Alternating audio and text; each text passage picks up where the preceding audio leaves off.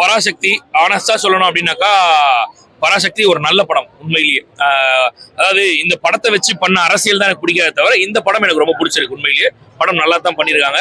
படத்துல சொல்லப்பட்ட அந்த மெசேஜ் உண்மையில் நல்ல மெசேஜ். அதாவது 1965 அந்த மாணவர்கள் கையில எடுத்த அந்த போராட்டம் இருக்கு இல்லையா, அப்படி அவங்க அந்த போராட்டம் பண்ணிடனாக்கா இன்னைக்கு தமிழ்நாடு ஒன்று இருந்திருக்காது அப்படின்றத காமிச்சிருக்காங்க.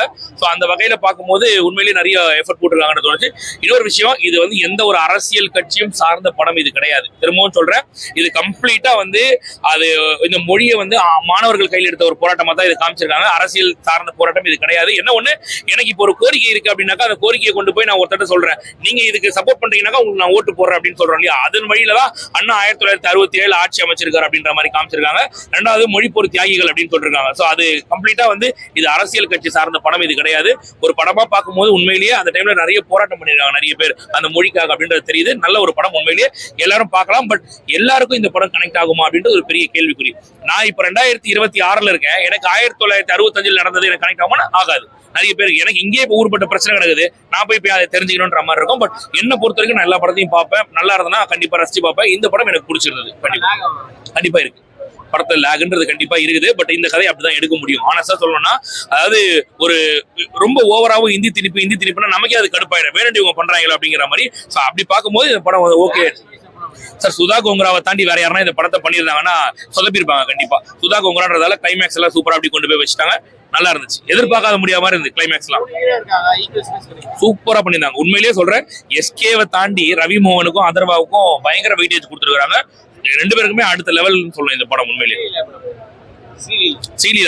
சீலீலா வந்து என்னை பொறுத்த வரைக்கும் படத்துக்கு அவங்க தேவையில்லையோ அப்படின்ற மாதிரி தோணுச்சு. எனக்கு தேவையில்லை, நிறைய கொஞ்சம் ஓவர் ஆக்டிங் பண்ண மாதிரி இருந்துச்சு. மற்றபடி ஓகே, ஒன்றும் பிரச்சனை இல்லை. மியூசிக் ஜிவி பிரகாஷால கொஞ்சம் தேத்தி கொண்டு வந்தார், வேற ஒன்றும் இல்லை. நன்றி. ஜெயம் ரவி ஃபர்ஸ்ட் டைம் வில்லனா பண்ணிருக்காரு.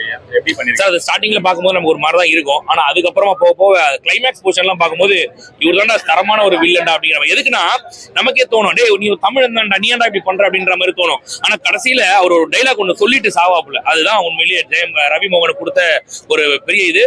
உண்மையிலேயே சூப்பரா பண்ணியிருக்காரு சார். யூடியூப்ல ஒரு விமர்சனம் போயிட்டு இருக்கு, இது வந்து தமிழ்நாட்டுல நடந்த ஒரு விஷயம் அப்படி தமிழ்நாட்டுக்கு. பட் ஆனா இது வந்து எல்லா மொழியிலுமே ஜஸ்டிஸ் பண்ற மாதிரி அந்த சார் இது ஓவர்சீஸ் பிசினஸ்க்காக சார், இது ஓவர்சீஸ் பிசினஸ்க்காக பண்ண விஷயம் சார். ஓப்பனா சொல்ல இந்த மொழி போராட்டம் அப்படின்றது தமிழ்நாட்டில் நடந்ததுதான். பட் இது வந்து இங்க மட்டும், ஆனா ஆக்சுவலா பாத்தீங்கன்னா இங்க மட்டும் இல்ல, எல்லா ஸ்டேட்லயுமே இந்த மொழிப்போர் தியாகிகள் அப்படின்னு இருக்காங்க. அவங்களுக்கு ஒரு நாளும் கொண்டாடப்படுது. தமிழ்நாட்டில் மட்டும் அது கொண்டாடப்படலை. என்ன காரணம்னாக்கா அதுல கலைஞர் இல்லைன்றதால கொண்டாடப்படலை, அவ்வளவுதான், வேற ஒண்ணுமே இல்லை. ஸோ இது வந்து எல்லா ஊர்லயும் நடந்துச்சு. அதை கொண்டு நீங்க சித்தரிச்சு காமிச்சிருக்காங்க, நிறைய விஷயத்தை காமிச்சிருக்காங்க. இதுல வந்து ஒரே ஒரு விஷயம் தான், நீங்க ரொம்ப அலசி ஆராய்ச்சி உண்மை தன்மை அறிஞ்சிலாம் இந்த படத்தை நீங்க பார்க்க முடியாது.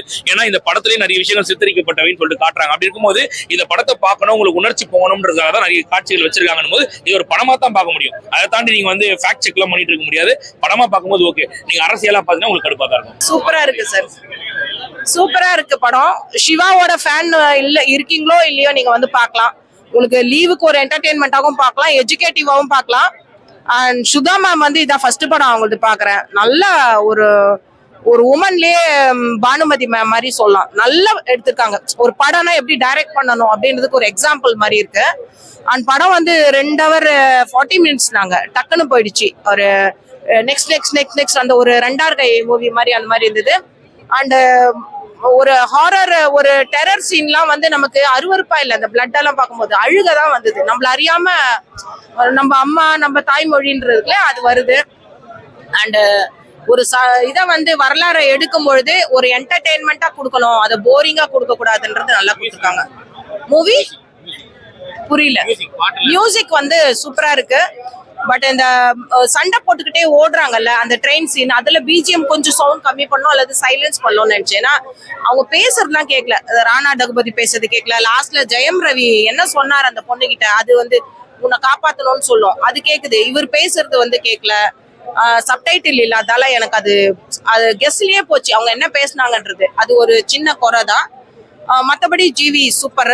அண்ட் சிவாக்கு வந்து அமரன் தான் ரொம்ப டாப்னு நினைச்சேன். அமரன் விட இது ரொம்ப டாப்பு.